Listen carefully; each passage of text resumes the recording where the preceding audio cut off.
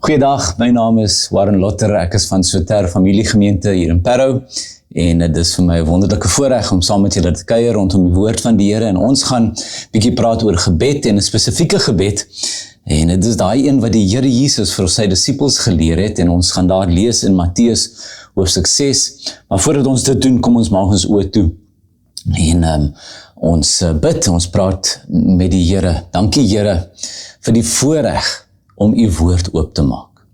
Vir die voorreg om u woord in ons hande te kan hê. Of het nou Here op ons smart toestel is, ons slim toestel is, of het nou uitgedruk is in 'n vorm van 'n Bybel. Here, dankie vir u woord. U woorde, u waarhede. Dankie dat u woord in ons lewens inspreek. En Here, dankie dat ons kan vra, help ons om te hoor, om te sien, om te begryp. Ons kan niks doen sonder u, o Heilige Gees. Kom asseblief en help ons in Jesus naam. Amen. Weet jy, dit gaan aanvanklik nou nie so klink nie, maar hierdie, en dit is die tema van my boodskap, hierdie is 'n saak van lewe en dood. Hierdie gebed is 'n saak van lewe en dood. Op 'n stadium lees ons dat Jesus die bergpredikasie gee. Dis 'n fenominale stuk lering wat hy vir ons gee en dit word opgeskryf daar in Matteus 6, 5, 6 en 7. En deel van hierdie bergpredikasie was 'n plek waar Jesus met sy disippels praat oor gebed, hoe hulle moet bid, hoe hulle nie moet bid nie, hulle moet nie bid soos die heidene, of soos die geveinstes, die skynheiliges wat gesien en gehoor wil word nie, en dan sê hy ook, maar jy moet ook nie bid soos die heidene wat baie 'n stortvloed van woorde gebruik nie, maar dan sê hy daar in die middel, tussen die twee moedies, in Jesaja 6, hoor my, in Matteus 6 sê hy, maar jy,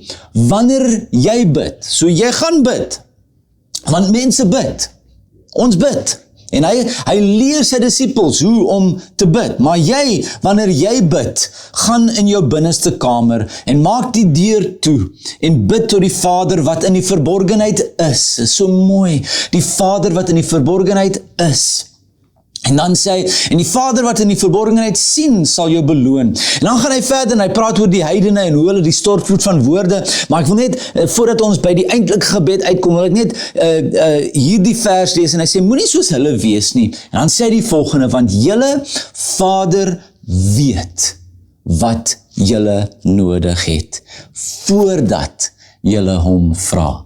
Wat 'n besondere woord. Julle Vader weet. Dit gaan nie oor die baie woorde nie, want julle Vader weet wat in julle harte is. En dan sê hy, en ons wil op een spesifieke deel wil ons fokus van hierdie gebed, maar kom ons lees die gebed, want dit is God se woord, is dit nie? Hy sê, so moet julle dan bid. Ons Vader, wat in die hemele is, laat u naam geheilig word. Laat u koninkryk kom. Laat u wil geskied, soos in die hemel, so ook op die aarde.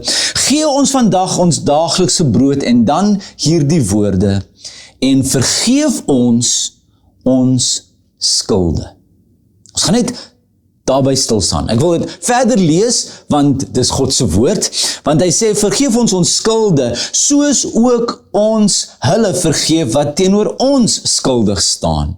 En dan sê hy, en bring ons nie in die versoeking nie, maar verlos ons van die bose, want aan u behoort die koninkryk en die krag en die heerlikheid tot in ewigheid. Amen.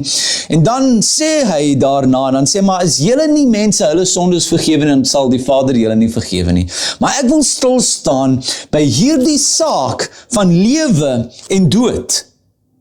En dit is die vraag, of nie die vraag nie, die versoek wat die Here Jesus in hierdie gebed wat hy sy disippels leer om te bid, waar hy hulle leer, hoorie, wanneer julle bid, sê ons Vader. Hy sê, wanneer julle bid, sê laat u naam, ons Vader wat in die hemele is. Wanneer julle bid, laat u naam gaan, hy leer sy disippels al hierdie dinge, en dan op 'n plek sê hy vir hulle, en leer hy vir hulle, maar julle moet ook bid, Here, vergewe ons skulde. Vergewe ons skulde. Wat beteken dit? Moet ons dan bid oor ons sondes? Moet ons dan bid oor die dinge wat ons aan hom verskuldig is? Wat is ons skulde? Wat is die definisie van sonde? Hierdie is 'n saak van lewe en dood. Is belangrik dat ons verstaan waarvoor vra ons. Die Here weet wat ons nodig het, sê Jesus, maar waarvoor vra ons dan? En ons moet verstaan dat sonde is gevaarlik. Sonde is sleg en ek weet dit is wat 'n prediker moet sê. Dit is wat 'n Bybelprediker gaan sê. Dit is wat ons weet, maar dit is regtig so. Sonde is sleg vir ons. Ek het al gehoor 'n definisie van sonde, dat iemand sê, sonde is om die teiken mis te skiet. Nee, nou ek wil vir jou sê, ek glo dit glad nie. Ek glo nie dit is 'n definisie vir sonde nie. As ek die Bybel lees, dan is 'n definisie vir sonde, as ek dit reg lees, as ek sien wat het Adam en dan eintlik Eva en toe Adam gedoen in die tuin. Die sonde wat hulle gepleeg het, was blaatante en 'n openbare verontagsaming van die woord en wil van God. Dit is 'n definisie van sonde. Sonde is nie net om die teiken mis te skiet nie, want dit behels baie meer as dit. Sonde beteken, die definisie van sonde beteken om blaatant en openlik God se woord en God se wil te verontagsaam en daarteenoor eintlik op te tree, anders op te tree as wat God wil hê. En dit is wat Adam en Eva gedoen het, en dit is wat die mensdom vandag nog doen, en dit is wat sonde in ons lewens doen. Dit is wat ons doen. Ons moet dit nie probeer versag nie. Mense sê, ek het die teiken misgeskiet. Oepsie, ek het probeer, maar ek het dit toe nie reg gekry nie, ek het gesondig. Sorry Here. Nee. Sonde is rebellie teen God. Wanneer ek God se woord verontagsaam, dan is dit rebellie teen die lewende God, sy woord en sy wil. Dis blaatant en dis daar, en ek en jy weet dit, want ons beleef dit in ons harte. Sonde is ontwrigtend. Dit maak seer. Ons sien dit in wat ons doen, ons hoor dit in wat ons sê, en dit is selfs in die maniere wat ons dink, is daar sonde. En hoekom is dit so belangrik dat ons dit verstaan? Want Jesus leer vir ons, wanneer julle bid, moet julle bid dat julle sondes vergewe word. Die Bybel sê vir ons, die loon van die sonde is die dood. Die loon van die sonde is die dood. Hierdie is 'n saak van lewe en dood. As ek nie verstaan waaroor dit gaan nie, dan kan dit absolute nare en verskriklike gevolge hê. Weet jy, ons lees, Jesus vertel 'n verhaal in Lukas 16 oor 'n baie ryk man en 'n bedelaar, en die bedelaar se naam was Lazarus gewees. En Lazarus het by die poorte van hierdie ryk man se huis gewoon, en dit was nie sommer net soos vandag, dit was groot mure en poorte, en hy het buite gestaan, en of gebedel, en Abraham, en die ryk man het nooit eintlik enigiets vir hom gegee nie, en toe kom dit dat albei, die ryk man en Lazarus, hierdie man met die naam van Lazarus, dood is. En die een, dit sê hier, toe die bedelaar sterf, is hy deur die engele weggedra om teen die bors van Abraham te rus. Die ryk man het ook gesterf en is begrawe. En dan vertel Jesus hierdie storie, en hy sê, en toe hy, van waar hy in Hades gefolter word, sy oë ophef, sien hy Abraham in die verte met Lazarus teen sy bors. En hy roep, Vader Abraham, wees my genadig, stuur Lazarus om die punt van sy vinger in water te doop en my tong af te koel, want ek ly in hierdie vlam. Ek is in verskrikking, sê 'n ander vertaling, in hierdie vlam. Die loon van die sonde is die dood. En ek weet weer eens, dit is wat 'n prediker is verwag om te sê, ons moet mense bang maak met die hel, dis waaroor dit gaan, nee, dit gaan nie daaroor nie. Dit gaan oor wat Jesus sê in sy gebed, en hy sê, julle moet bid vir vergifnis. Want vergifnis is belangrik, want die loon, as jou sondes nie vergewe word nie, dan is daar 'n straf daarvoor. Jesus kom in Matteus 5, vers 20 in hierdie bergpredikasie, en hy sê die volgende, hy sê, as julle geregtigheid, hy praat met sy disippels, as julle geregtigheid nie aansienlik meer is as die van die skrifkenners en die fariseërs nie, sal julle beslis nie die koninkryk van die hemele binne gaan nie. As julle geregtigheid nie aansienlik meer is nie, julle gaan nie wegkom met sonde nie.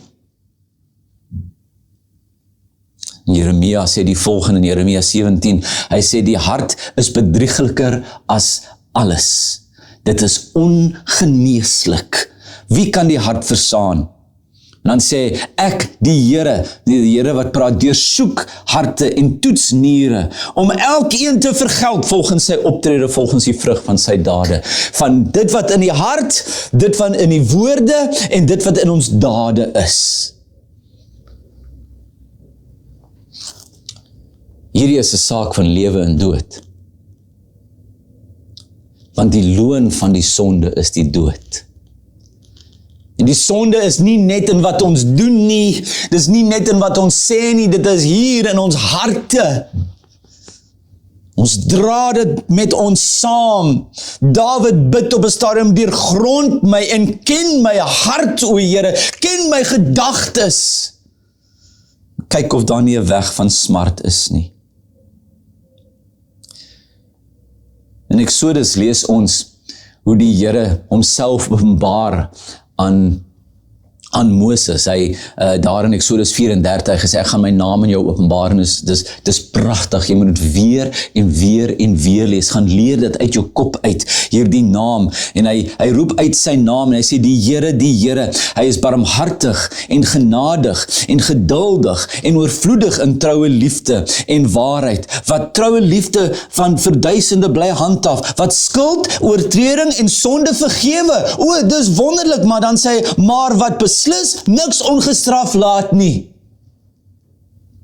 So hoe kan die Here Jesus ons leer, Here vergewe my sondes, as die Here van die Bybel homself in die Ou Testament openbaar en sê, geen sonde sal ongestraf wees nie. Iets moes dan gebeur het. Iets moet dan gebeur tussen daardie woorde in Exodus 34 wat sê, elke sonde sal gestraf word, en dit wat Jesus sê en leer vir sy disippels, julle moet bid, vergewe my sondes. Iets moet dit moontlik maak. Iewers moet hierdie straf heen gaan. Daarom lê die kruis van Jesus soos 'n skaduwee wat oor hierdie woorde van Jesus lê. Jy sien dit, die skaduwee wat hier kom lê oor hierdie woorde. Want vergifnis van ons sondes is onmoontlik buite wat aan die kruis gebeur het.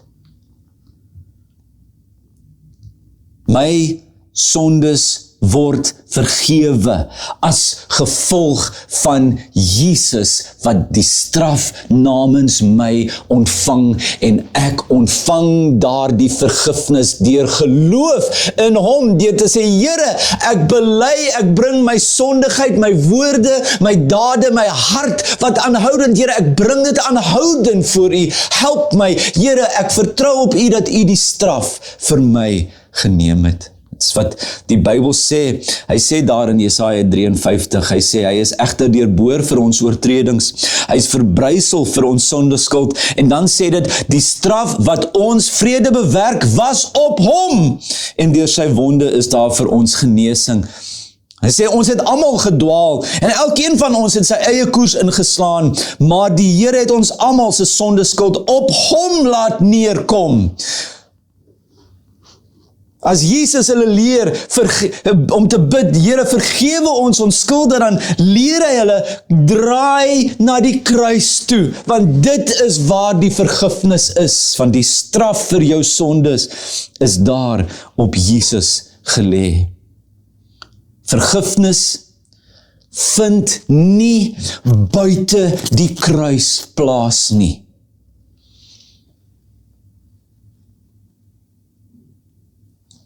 Dit vind nie buite die kruis plaas nie. 2 Korintiërs 5 vers 21 sê, want hy wat nie sonde geken het nie, hom het God ter wille van ons tot sonde gemaak, sodat ons in hom voor God geregverdig kon word. Jesus neem my sondes op hom, en ek ontvang Jesus se regverdiging, en ek is dan heilig en regverdig voor God, en my verhouding met hom is reg, omdat my straf op Jesus geplaas is. Wat moet ek doen? Al die Bybel leer ons moet ons sondes bely. Ons moet met hom kom praat daaroor. En weet jy, dit is een van die intiemste gebede wat jy ooit sal bid. Want daar is dinge wat ek oor die Here moet bely, wat ek nie eers teenoor my eie vrou sal bely nie. Daar is dinge wat ek voor die Here moet bely, wat ek nooit, nee, voor ander mense, die verkeerde motiewe, en die eie ekkigheid, en die selfgesentreerdheid, en die trots, en die hoogmoed, ek sal nooit, maar Here, ek doen dit voor U. Dis 'n baie intieme gebed. Wanneer wanneer Dawid bid, ondersoek my, daar in Psalm 139, deurgrond my, ek hoor so van die ou vertaling, die 2020 sê, ondersoek my oor God, die ou vertaling sê, die 53, deurgrond my, spit Here, spit en doen wat nodig is, ken my hart, want U weet, en ken my ontstellende gedagtes, sien Here. Dawid bid in Psalm 32, hy sê, ek het my sonde teenoor U erken, my sondeskuld nie bedek nie, ek het dit voor U gebring. Dis wat ons moet doen. Ons bid nie net sommer, Here vergewe my sondes nie, ons bring dit voor Hom, Here. Hier is ek, want ek is deeglik bewus van my oortredings, en my sonde is voortdurend voor my. Dit is die gebed van iemand wat weet dat hulle sonde teenoor God is. Hulle het nie sommer net 'n teikenkie gemis nie. Nee, hulle sonde was opstand teen die lewende God. En is meer as dit.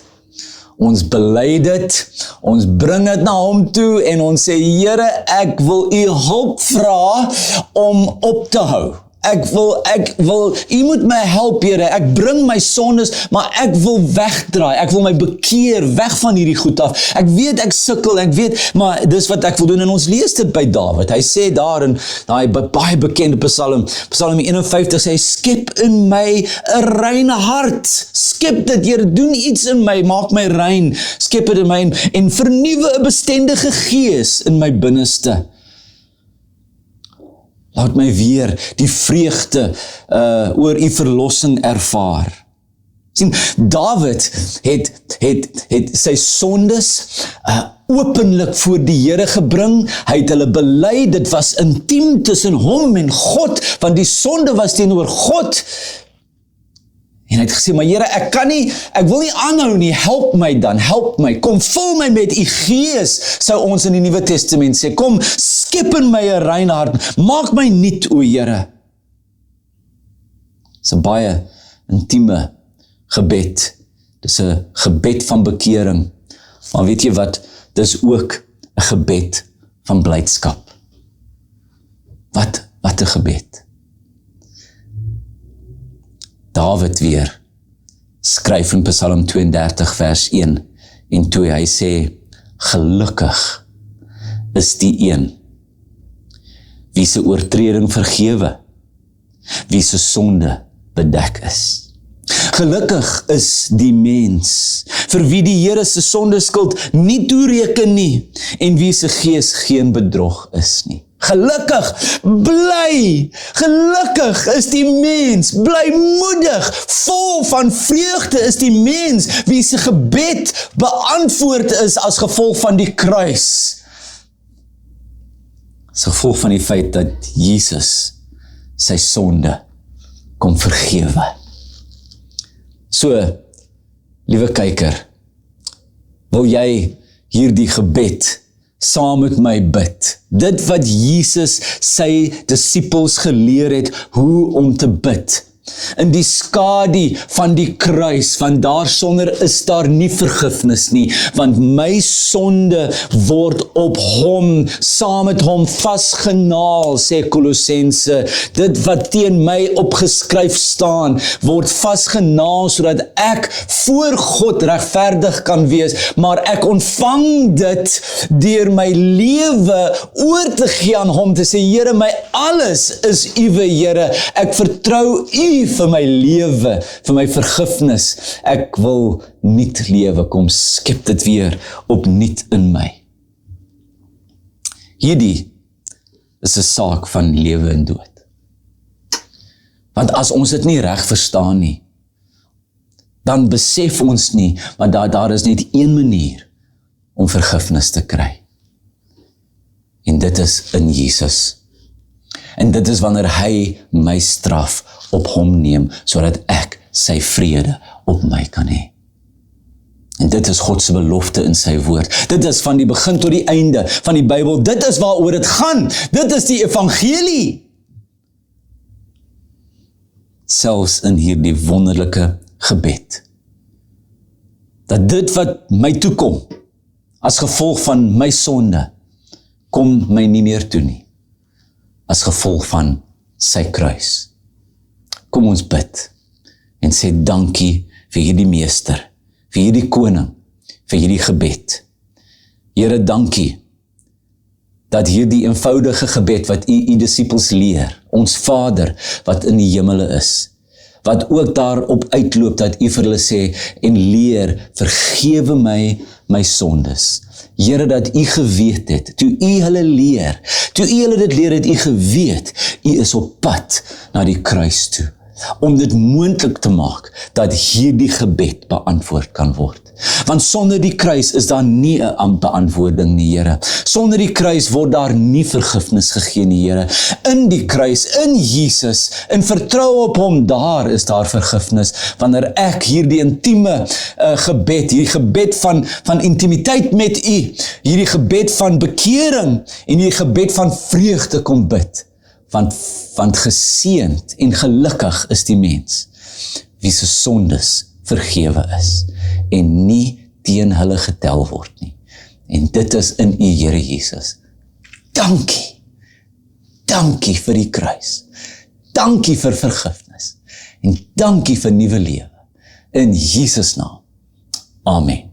Weet jy wat dit sal ons as God jou nie verloor?